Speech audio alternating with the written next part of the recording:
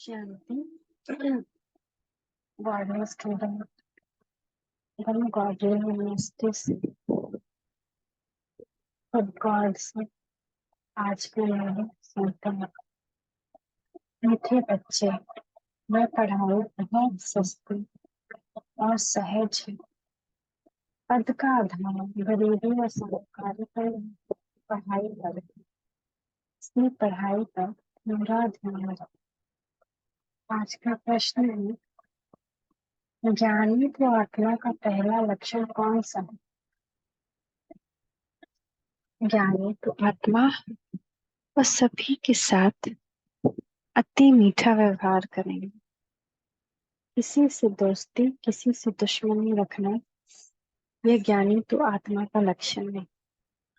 बाप की श्रीमत है, बच्चे अति मीठा बनो, प्रैक्टिस करो।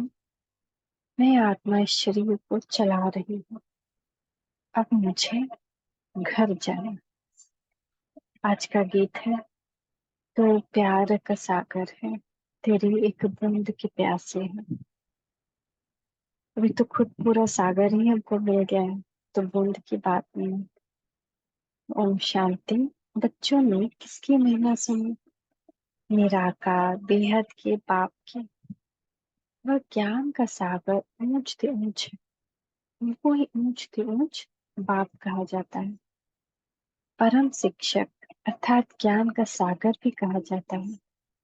अभी तुम समझते हो यह महिमा हमारे बाप की, जिस द्वारा हम बच्चों की भी वही अवस्था होनी चाहिए। प्यार का सागर यानी हमको क्या होना चाहिए? मास्टर प्यार का सागर, कमी ही ना हो, चाहे कैसा भी आए। हमारे पास बहुत प्रेम है। वह बड़े से बड़ा बाप है, कोई साधु सन्यासी तो नहीं है। यह तो बेहद का बाप, निराकार परम पिता परमात्मा है। तुम बच्चों की बुद्धि में है कि यह हमारा बेहद का माता पिता पति आदि सब है। फिर वही नशा स्थायी नहीं रहता, थोड़े टाइम बहुत नशा रहता है, फिर वो नशा कोई परिस्थिति आई वो मंतर हो जाता है, घड़ी घड़ी बच्चों को भूल जाता है। यह तो ऊंच से ऊंच और अति मीठे से मीठा बाप है, जिसको सभी आधा कल्प याद करते हैं। जैसे ही भक्ति मार्ग शुरू होता है, शिव को याद करते हैं, पूजा करते हैं। लक्ष्मी नारायण को इतना याद नहीं करेंगे, पहले पहल होती है शिव की भक्ति। लेकिन लक्ष्मी नारायण को कोई इतना नहीं पूजा करता है। दिवाली पे लक्ष्मी की पूजा की या सेठ आदि लक्ष्मी का पूजा करता है। भक्तों का भगवान एक ही निराकार है, उनको ही सब याद करते हैं। भल कोई लक्ष्मी नरेश कोई गणेश आदि को मानने वाले होंगे, फिर भी मुख से क्या निकलेगा?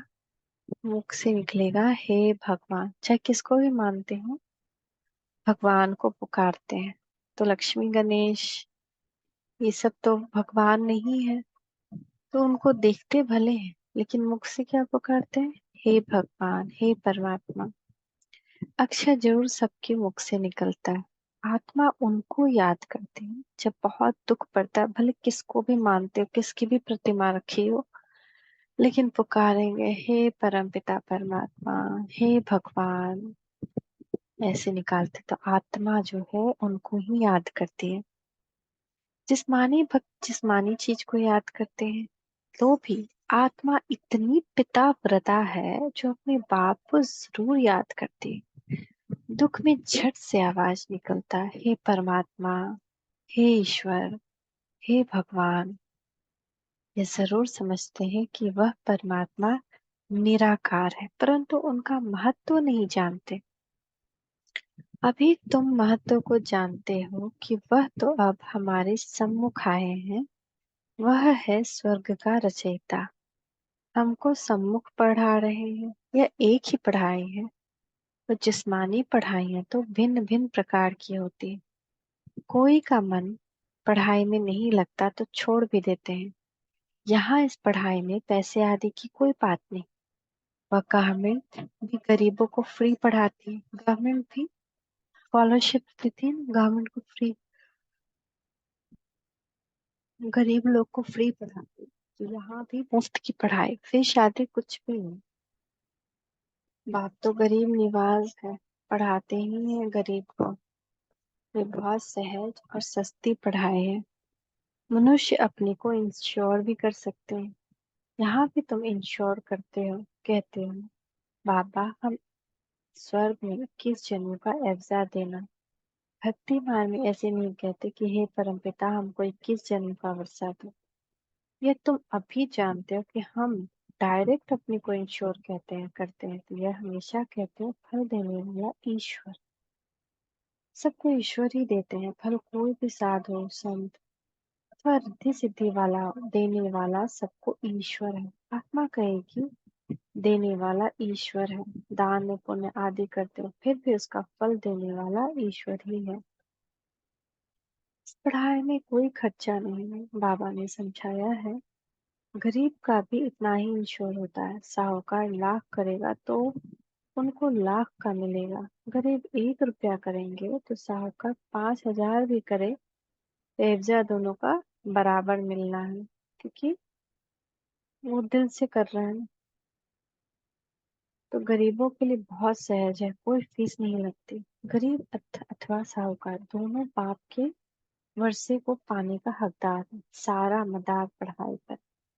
गरीब अच्छा पढ़ते हैं तो उनका पद साहूकार से भी ऊंचा हो जाता है। पढ़ाई ही कमाई है, बड़ी सस्ती और सहज पढ़ाई है। सिर्फ इस मनुष्य सृष्टि झाड़ के आदि मध्य अंत को जानना है, जिसको कोई भी मनुष्य मात्र जानता नहीं। त्रिकालदर्शी तो कोई हो नहीं सकता। सब कह देते हैं बेअंत है। समझते हैं मनुष्य सृष्टि का बीज परमात्मा है, वो उल्टा झाड़ है, फिर भी कह देते हैं हम यथार्थ रीति नहीं जानते हैं। बरोबर यथार्थ तो बाप ही बताएंगे जो नॉलेजफुल है। सारा मदार तुम बच्चों की पढ़ाई पर। अभी तुम नंबरवार पुरुषार्थ अनुसार जानते हो। तुम मास्टर ज्ञान सागर हो। सब एक जैसे तो नहीं है। कोई बड़ी नदी, कोई छोटी नदी है। पढ़ते सब अपने अपने पुरुषार्थ अनुसार। तुम बच्चे जानते हो यह बेहद का बाप है। उनका बनकर उनकी श्रीमत पर चलना है। कोई के लिए कहा जाता है यह बेचारा परवश है। माया के वश हो उल्टी मत चलाते हैं। श्रीमत भगवान वाच है, जिससे श्रेष्ठ श्रेष्ठ देवी देवता बनना है। जब पहले निश्चय हो जाए तब फिर शिव बाबा से मिलना है। बाबा समझ जाते हैं इनको यथार्थ निश्चय नहीं है। आत्माओं का बाप यह एक है ये तो समझते हैं, परंतु वह इनमें आकर यानी ब्रह्मा में आकर वर्षा दे रहा है, यह निश्चय बैठना बहुत मुश्किल है। देह अभिमान रहता है, सोचते हैं कि इनके अंदर क्यों आकर भगवान बैठेगा, और कोई इनको नहीं मिला है। लेकिन और कोई उनको नहीं मिल सकता है ना, क्योंकि यही कृष्ण का आखिरी जन्म, पर दिखाई तो सामने नहीं देता है ना। सुनता है अरे ऐसा बुढ़ा बाबा तो बहुत है दुनिया में। तो बहुत लोग नहीं समझते, यही बात उनको निश्चय बैठने में बड़ा मुश्किल पैदा करती है कि ये ब्रह्मा को क्यों बीच में ले आया। तो और भगवान कैसे आएंगे, अगर डायरेक्ट आए तो किसी को तो सुनाई भी ना दे कि क्या बोल रहे हैं। आत्मा, परमात्मा हमसे बात करें तो हमें वो शक्ति भी होना चाहिए ना, और हम इतने देह अभिमान में हैं कि हमको तो सिर्फ सुनाई देता है मुंह का आवाज, कान से सुनना। इसीलिए बाबा को तन का आधार लेना पड़ता है। तो बरोबर बाबा को कल्प कल्प संगम पर बेहद के बाप द्वारा वर्षा मिलता है। जब यह बुद्धि में बैठे और लिख कर दें कि बाबा के पास लिखत ले आनी चाहिए, समझेंगे तो बराबर ठीक है। इतना समय वे समझते आए सो रॉन्ग है। ईश्वर सर्वव्यापी नहीं है, वो तो बेहद का बाप है। तो बरोबर भारत को कल्प कल्प संगम पर बेहद के बाप द्वारा वर्षा मिलता है, संगम पर, और इसी समय ही मिलता है। अब फिर मिल रहा है, ये लिखाना है। बरोबर बाप संगम पर ही आते हैं, आकर बीक के द्वारा स्वर्ग को रचना रचते हैं। जब लिख कर दें तब उस पर समझा सकेंगे कि तुम किसके पास आए, क्या लेने आए हो। ईश्वर का रूप तो निराकार है। ईश्वर का रूप न जानने के कारण ब्रह्म तत्व कह देते हैं। बच्चों को समझाया है, वह तो बिंदी है। यह बात और किसकी बुद्धि में नहीं बैठेगी कि परमात्मा एक बिंदी है। आत्मा के लिए कहते हैं, चमकता है सितारा भ्रकुटी के बीच, वह छोटी सी चीज है। तो विचार करना है, पाठधारी कौन है? इतनी छोटी आत्मा में कितना विनाशी पाठ निंदा हुआ है। इन बातों में जब कोई डीप आए तब उनको समझाना है। तुम्हारी आत्मा कहती है, हमने 84 जन्म लिए हैं। वो सारा पाठ छोड़ छोटी सी बिंदी रूप आत्मा में मर्ज, जो फिर इमर्ज होता है। इस बात से मनुष्य वंडर खाएंगे। यह बात तो कोई समझते नहीं। 84 जन्म हमारे रिपीट होते हैं। यह बना बनाया ड्रामा है। आत्मा में कैसे पार्ट बंधा हुआ है, सुनकर मनुष्य वंडर खाएंगे। बरोबर मैं आत्मा हूँ। हम आत्मा एक शरीर छोड़ दूसरा लेती है। यह पाठ भी हमारा निंदा हुआ है, जो ड्रामा अनुसार रिपीट होता है। यह बात कमजोर बुद्धि वाले धारण कर न सके। ये सिमरन करना है कि हम 84 जन्म ले, पाठ बजाता हूँ, रोल करता हूँ, शरीर धारण करता हूँ। जब ये सिमरन चलते रहे तब कहेंगे पूरा त्रिकालदर्शी, कि हमको हमेशा याद रहे कि हम आते हैं, 84 जन्म लेते हैं, डिफरेंट डिफरेंट कपड़ा पहनते हैं शरीर वाला, डिफरेंट डिफरेंट रोल निभाते हैं, और दूसरों को भी त्रिकालदर्शी बनाने का पुरुषार्थ कर रहे हैं। समझाने को भी बच्चों में हिम्मत चाहिए। अंधों की लाठी बंद, नींद से सुजाग करना। जाग सजनिया जाग, अब नवयुग आया रे। अब नई दुनिया स्थापन हो रही है, पुरानी दुनिया का विनाश हो रहा है। तुमने त्रिमूर्ति ब्रह्मा विष्णु शंकर नाम नहीं सुना है? ब्रह्मा द्वारा स्थापना होती है। यह सब ब्रह्मा कुमार कुमारियां है ना। अकेले ब्रह्मा तो नहीं करेंगे, प्रजापिता के साथ ब्रह्मा कुमार कुमारियां होंगे। इनका बाप भी जरूर होगा जो इनको सिखलाने वाला है। इन ब्रह्मा को तो ज्ञान सागर नहीं कहेंगे। ब्रह्मा के हाथ में शस्त्र दिखाते हैं, परंतु परमपिता परमात्मा इनके इनमें आकर इन द्वारा सभी वेदों शास्त्रों का सार बताते हैं। ब्रह्मा शास्त्रों का सार नहीं सुनाते, वह कहाँ से सीखेंगे? उनका कोई भी बाप या गुरु होगा ना। प्रजापिता तो जरूर मनुष्य होगा। प्रजा का पिता है तो मनुष्य ही होगा ना। और यहाँ ही होगा, वह ठहरा प्रजा को रचने वाला। उनको क्रिएटर, ज्ञान सागर, नॉलेजफुल नहीं कह सकते। ज्ञान सागर परम पिता परमात्मा ही, वह आकर प्रजापिता ब्रह्मा द्वारा पढ़ाते हैं। उनको ज्ञान का कलश कहा जाता है। ये सारा मदार धारणा पर इंश्योर करो, ना करो, ये तुम्हारे ऊपर है। बाबा तो बहुत अच्छी रीति इंश्योर करते हैं। इंश्योरेंस मैग्नेट है, भक्ति मार्ग में भी तो ज्ञान मार्ग में भी। बाप को सब आत्माएं भक्ति मार्ग में याद करती हैं कि बाबा आकर हमको दुख से छुड़ा। बाबा वर्षा देंगे, या तो शांति धाम या सुख धाम भेज देंगे। जिनको शांति धाम का वर्षा मिलना है तो कल कल वही शांति का वर्षा लेंगे। तुम अब पुरुषार्थ कर रहे हो सुख का वर्षा लेने के लिए। इसमें पढ़ना और फिर पढ़ाना है। जैसे मीठे ते मीठा है, वैसे उनकी रचना भी मीठी से मीठी है। स्वर्ग कितना मीठा है। स्वर्ग नाम तो सब मुख से लेते रहते हैं। कोई भी मरता है तो कहते हैं स्वर्गवासी हुआ, तो जरूर नर्क में था, अब स्वर्ग में गया। जाता नहीं है तो भी कहते हैं तुमको लिखना चाहिए, जरूर हेल में था ना, ये हेल है। फिर उनको यहाँ मंगाने की, खिलाने की क्यों कोशिश करते हैं? स्वर्ग में कोई चला गया तो फिर उनको नर्क में बुला करके क्यों खिलाते पिलाते हैं? पितर बुलाते हैं ना, आत्मा को बुलाना यह है पितर को बुलाना। तुम फिर पितरों के बाप को बुलाते हो। सभी आत्माओं का बाप बैठ तुमको पढ़ाते हैं। तुम कितनी गुप्त सेना हो, सिर्फ शक्तियां। शिव तो निराकार है ना, तुम शक्तियां हो उनके बच्चे। शक्ति आत्मा में आती है। मनुष्य जिस्मानी शक्ति दिखलाते हैं, तुम रूहानी शक्ति दिखलाते हो। तुम्हारा है योग बल। योग रखने से तुम्हारी आत्मा पवित्र होती है। आत्मा में जौहर आता है, तुम्हारे में मम्मा की ज्ञान तलवार सबसे तीखी थी।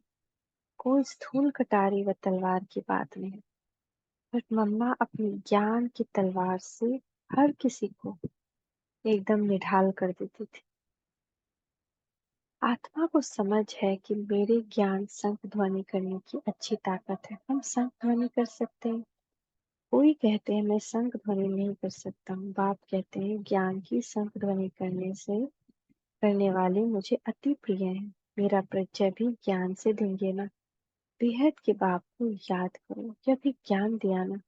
बाप को याद करना, इससे मुख से कुछ बोलना नहीं, अंदर में समझाना है। बाप हमको नॉलेज दे रहे हैं। बाप कहते हैं तुमको वापस चलना है, मुझे याद करो तो विकर्म विनाश होंगे।